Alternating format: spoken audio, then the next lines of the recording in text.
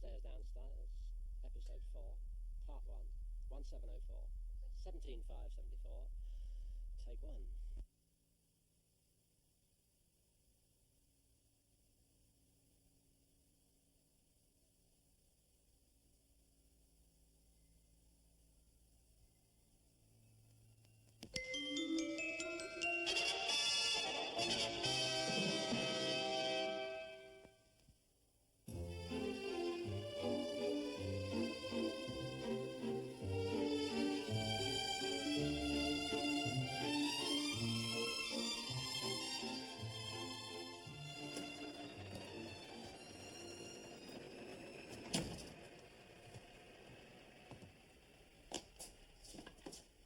Welcome back, sir. You shouldn't have waited up, Hudson. I'm very late.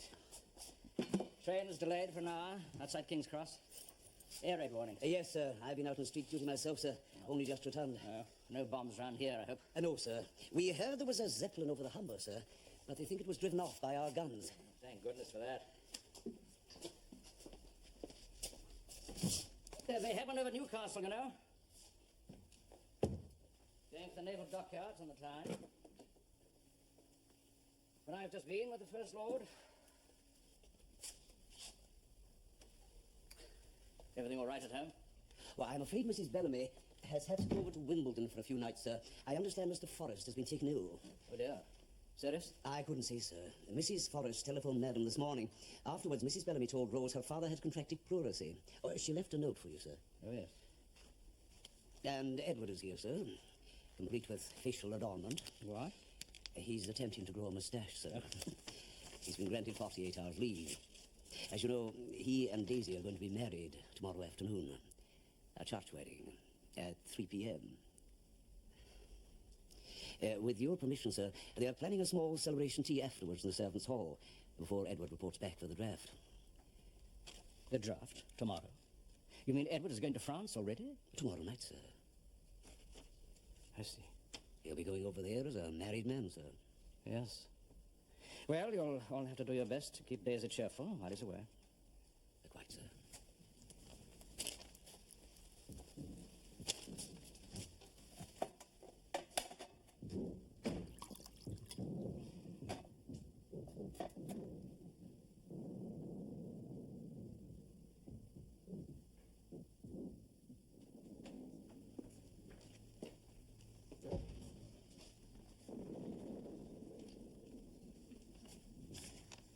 Any more news? Yes, sir. A whole batch of signals from 24th Division. The Boche have counterattacked again and they're now falling back to these new positions. I'm afraid we came up too late to keep up the impetus of yesterday's offensive. I know. The Corps commander's very bitter about it. He said it wasn't Haig's fault, it was the Commander-in-Chief's. He should never have kept 11 Corps under his own personal command with the French forcing us onto the offensive. Yes. Look at the result. I'm afraid chlorine gas is no substitute for fresh troops and guns. I agree, sir, especially when the wind changes. It's a damn bloody mess, this battle.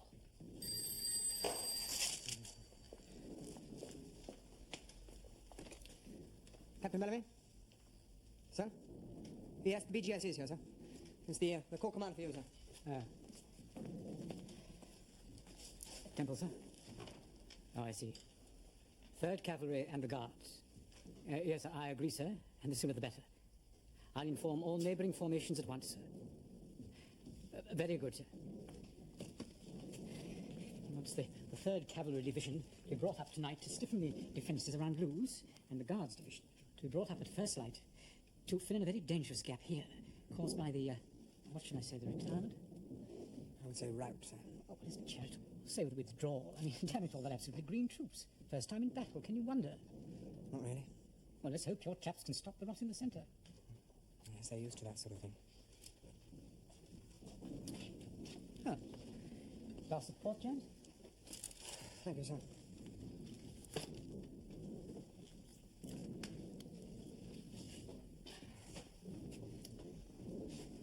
Thought this might cheer you up. Why not? So, I think I can guess how you're feeling, James. I hated it at first, seeing all my friends going off to battle as arrows and pins on a map. Yes, it's hell.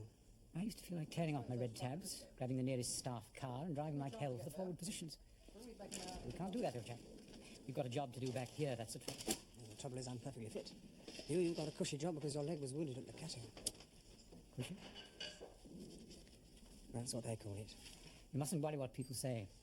Chaps out there may do the fighting, but somebody's got to do the thinking. Yes, sir. Certainly got some thinking to do. Oh, well, I think I'll creep into my camp bed and catch a couple of hours sleep. Good night, James. Right, sir. Operation Room 11, call. Oh, yes. 71st Brigade, 40 officers lost, 741 other ranks. 73rd Brigade, 54 officers lost, 1,150 other ranks. They seem to be holding up at the moment. Right. I'll pass that on.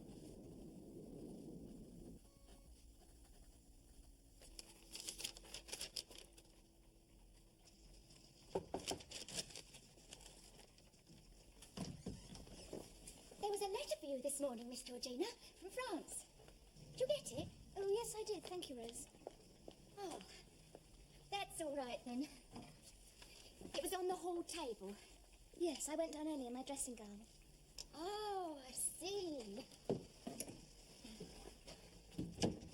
Nice getting letters. Yes, it is. Well, what shall I put out for you to wear today, Miss Georgina? Oh, let me see, what am I doing today? Harrods this morning for shopping. Lunch with Harry going at the Queen's.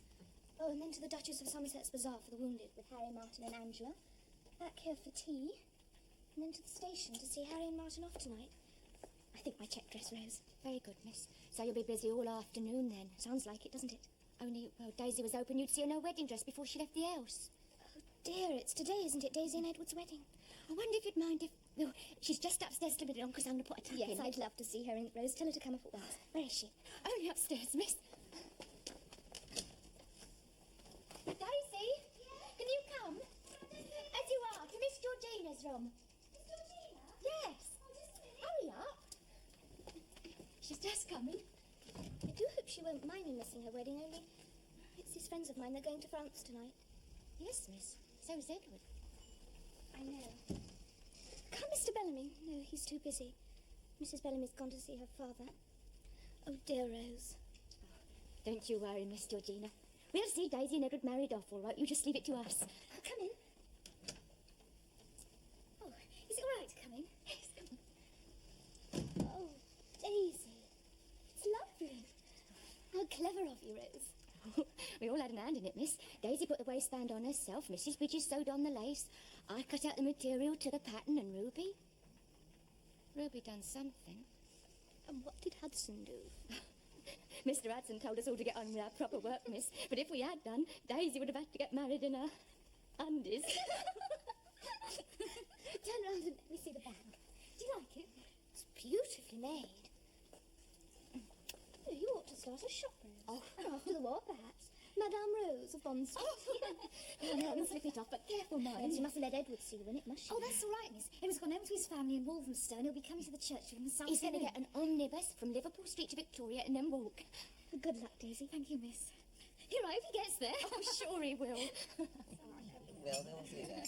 Well, lovely this stuff. Thanks very much, Mrs. Bridges. You've done us proud. Hasn't she, Charlie? And the old cookhouse, eh?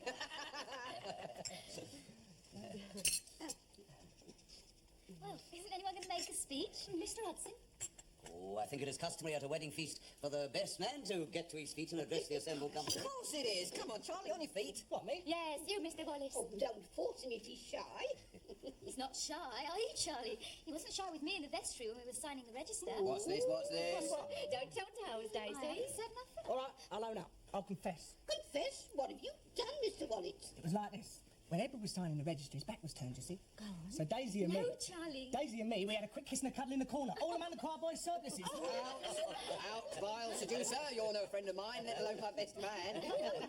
No, in front of your mum and dad. Well, now we know Charlie isn't so shy. What about that speech? Yeah, come on, Charlie, come on, give us one. Come on. Mrs. Bridges, Mr. Hudson, members of the staff at 167 Eaton Place. 165. 165 Eaton Place. Mum, Dad, Gran, my lords, ladies and gentlemen. Come on. My lords, ladies and gentlemen. Well, you've forgotten the bride and bridegroom. I was coming to that. Oh, I'm sorry. Bride and bridegroom. It gives me very great pleasure, on this auspicious occasion, to wish the pair of them long life and happiness. That's all.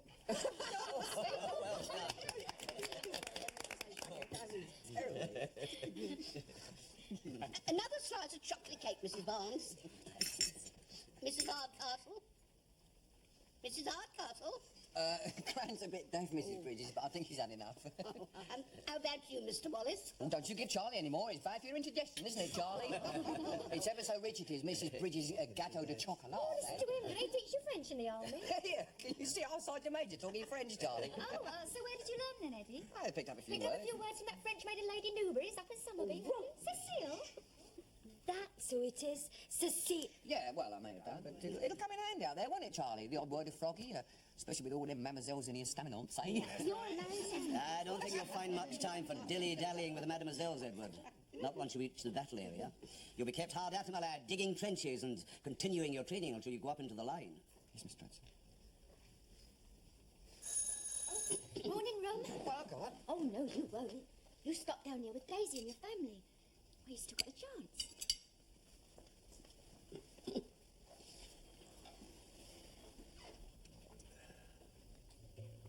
Is that quite right, Miss Stratton? Just about, Edward. I see.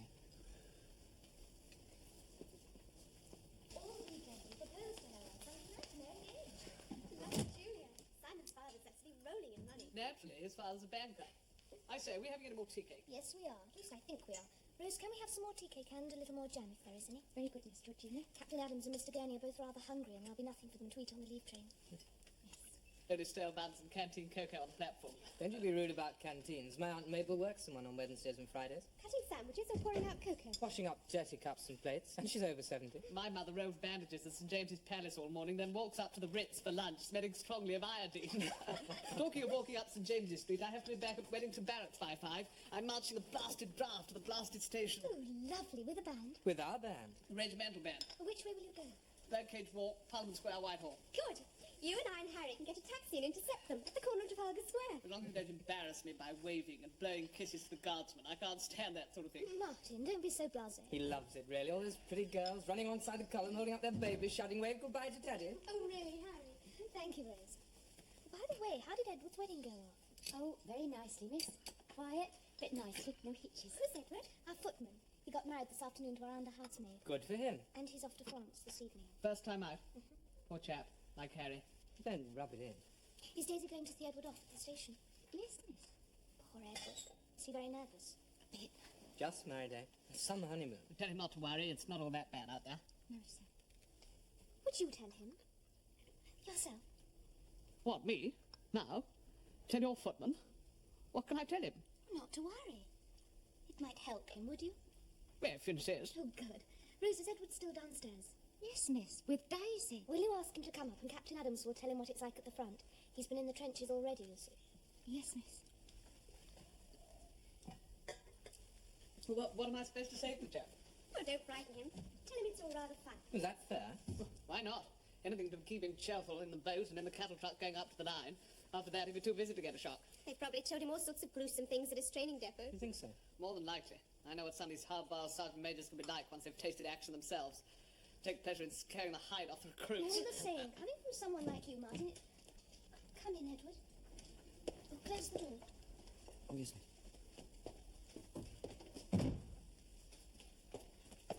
Well, how does it feel to be a husband, Edward? all right, miss. As long as the wife bears herself along the way.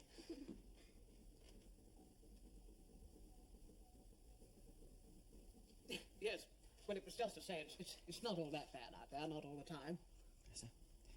You get short, sharp spells in the trenches, which are pretty good hell. Patrols, working parties, the occasional trench raid, then you're shelling and mortaring. It's just luck, then. All you can do is keep your head down and say your prayers. But you do get out of the line into billets for rest periods, even a bit of training. And that means a comfortable bed, drink a bit of cheap wine, game of cards, kick a football about. If your rest area hasn't been evacuated, you can talk to the French people, go out with the girls, that sort of thing. Martin, he's only just got married. That's right, miss. Don't forget to mention what you told me about inspections by visiting generals. You have to be cleaned up for them, shaved, rifle well oiled. I see, sir. That usually means you're going into big attack. Still, it's not all that bad out there. Not all the time. At least you're among friends. You can have a good laugh every now and then, with a bit of luck.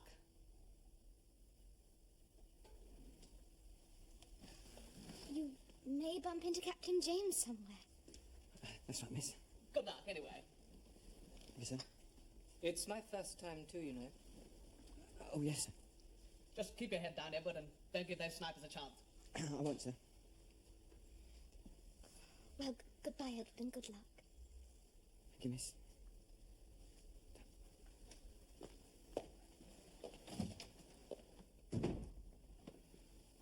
Thank you, Martin. That was sweet of you. And you too, Harry. Poor young man. So much cannon fodder. What about me? Oh, you're an officer. Have you enjoyed it? I'm glad you did. It was a lovely service, wasn't it? I thought it went very well. Well, they all seem to think it's quite a lark out there. Who do? The two gentlemen upstairs with Miss Georgina, officers in the guards they are, grenadiers. Already been in the trenches, one of them, and, well, he said it's not all fighting, and you do get a chance to have some fun back at the billets in between. That's right, Edward. I'd be out there myself, by God, if only they'd let me. I envy you, Edward, my boy. Listen. Another lot off to the station.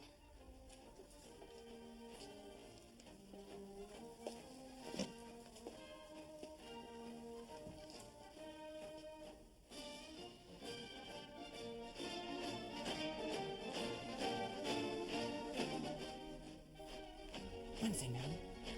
Not just me, is it? I mean, well, we're all in this together. Hundreds and thousands of us. Daisy? Well, come on, cheer up, everyone. This is supposed to be a wedding. It's not a funeral. That's right. Let's cut a cake. Oh, yeah, Charlie. Come on. Okay, ready? Ready? Go. Right, what about a song then? Good idea. It's a long way To Tipperary, it's a long way to go. It's a long way to Tipperary, to the sweetest girl I know. Goodbye, Piccadilly. Farewell, Leicester Square. It's a long, It'll be all long right. way to He's Tipperary. too cheeky to get himself killed, But Edward is. my heart right there. Way, way.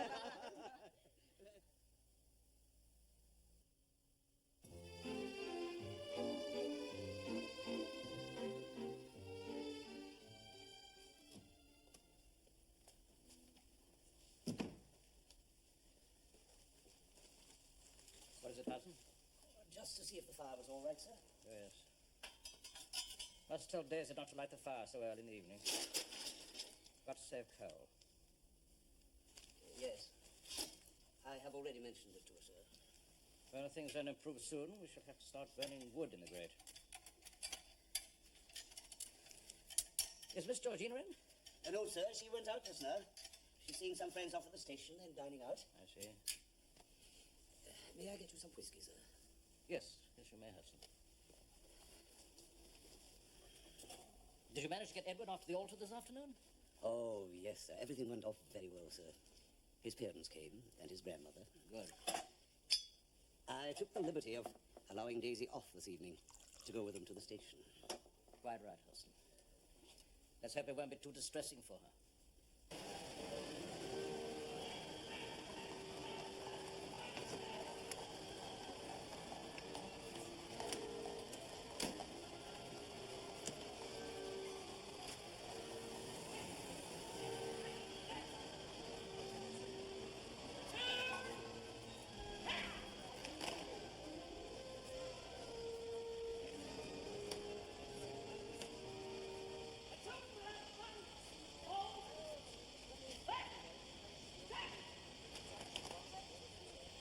Oh, well, if the old engine runs out of steam, perhaps we won't get as far as Folkestone, eh, Charlie? Cheer up, Dave. You never know. Look, I'll write you a nice long letter every day. Promise. Charlie, have a read of my comment, eh? What now? Yeah, inside the carriage. Just Dave's got to say them inside. Oh, I see. Make myself scarce, eh? Yeah.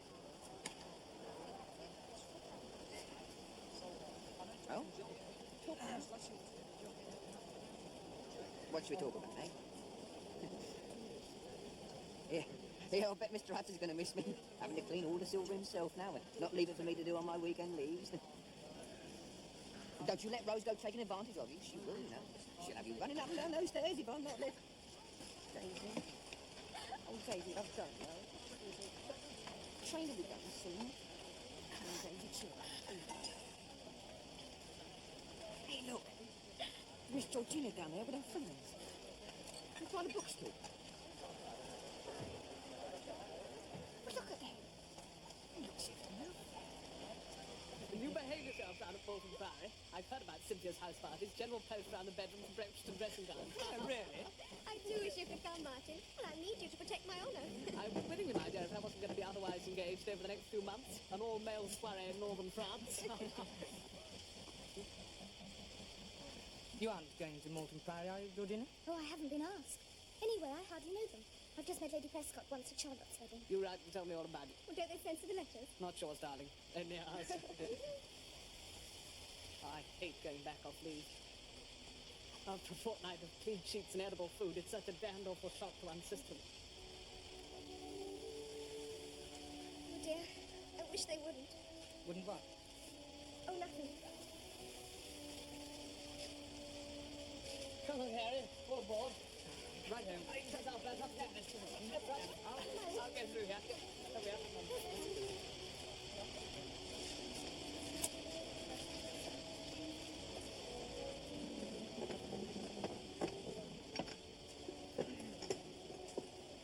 I'm bound to get some leaves and ready places. And when I do, I'll probably bring back a bit of shrapnel, or a Bosch helmet for a souvenir that servants will... Not for you to say, is it, Mrs. Bridges? It's for the master and Mrs. Bellamy to say. That's enough of your lip, my girl. It is not accepted, and that's that. What is not exactly, may I ask? Ruby's notice. I've told her. Ruby, is this true what Rose tells me? Speak the truth now, my girl. I'm speaking the truth, Mr. Hudson. I'm giving notice because I've got work outside. You've got what? Work outside. Sneaks off on her day out without saying a word to anybody. Doesn't get herself a job in a munition factory down by the river.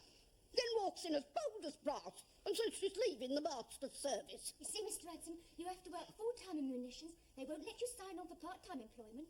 And what am I going to do without a kitchen maid? Tell me that. It's bad enough with Edward away and Rose and Daisy doing half his work.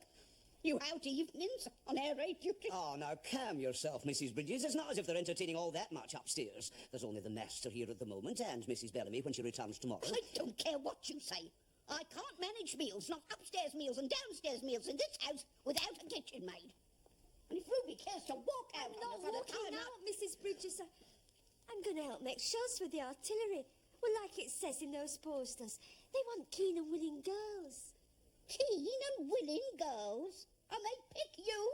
Oh, they must be hard up. Well, it's patriotic to make shells. Where did you go to sign on, Ruby? Not to Kensington Gardens, I presume. No, Mr. Hudson, down the East End. Well, I saw this poster, you see, asking for girls to work in this factory down by Docks. And so I took a tram down there and well, the lady put me on. It's putting gunpowder into shells, you see, and you have to wear special gloves and masks. It's at Silvertown near Woolwich and, well, you get very good pay. 34 shillings and 9p a week. I think you'd better come upstairs and see the master, Ruby. Tell him yourself what you've told me. Yes, and I think I better come too, as the injured party. So kindly ask him if he'll see me as well. Very well, Mrs. Bridges. Ruby, come along.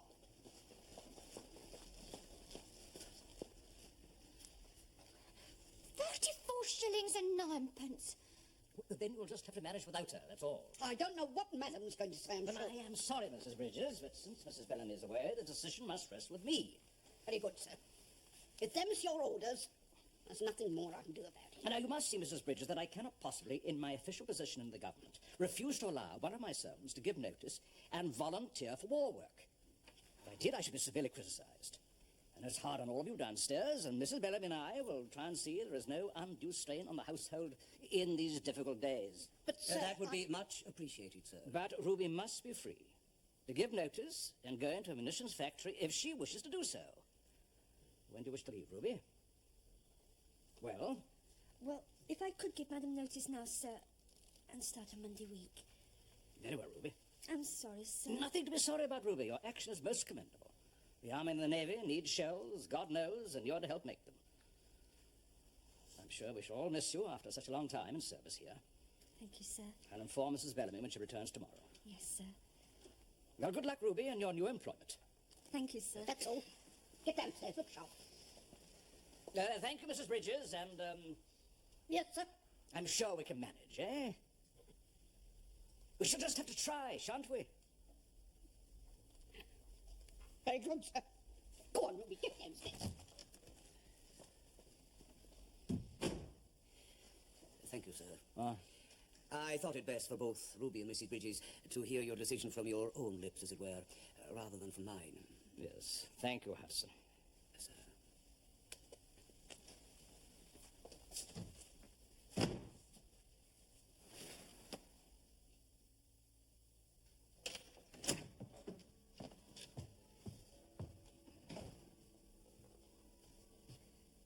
Rose, you haven't waited up for me.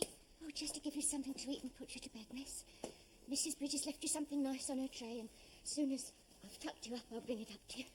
Oh, I'm so tired, I really couldn't eat a thing. Oh, well, you've had a long day, miss. I had to see the matron before I left, and then I got on the wrong bus. What was it like at the hospital? I'm in a ward for women, most of them elderly. Today I had to wash an old woman with a skin disease, empty a lot of pans and scrub out the dispensary. No wounded soldiers? Not one. I'm afraid my dream of being a sort of Florence Nightingale's just a dream.